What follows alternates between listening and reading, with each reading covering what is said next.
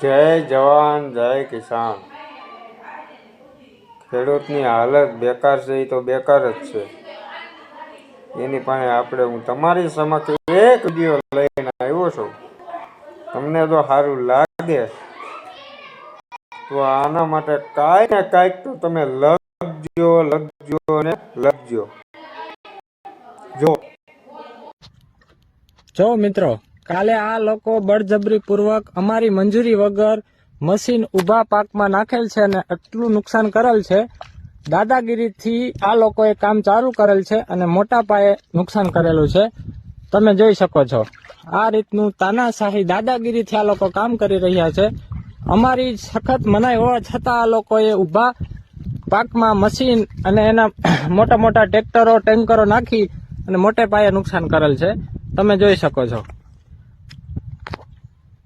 આ તમે જોઈ શકો છો, આ અમારી આજીવિકા છે। આ લોકોએ આના ઉપર ઓલું કર્યું છે અને એ લોકો એમ કે છે કે આમાં કઈ તમારું નુકસાન થયું નથી, આમાં કઈ અમારું બચ્યું જ નથી। અડધી જાજી જમીન લઈ લીધી ને બાકી બધું હતું એ નુકસાન કરી નાખ્યું। તમે જોઈ શકો છો આવી રીતના કરીને વયા ગયા છે। હવે આને અમારે કેવી રીતના પાછું હરખું કરવું, કેવી રીતના આમાં અમારે પાક લેવો અને કેવી રીતના અમારે નભવું, આ અમારી આજીવિકા છે। કોઈ જે મદદ કરે એવું છે કોઈ દ્વારકા જિલ્લાના કોઈ અધિકારી કે કલેક્ટર કે જે ખેડૂતની ગરીબ ખેડૂતની આ વેદના સમજી શકે?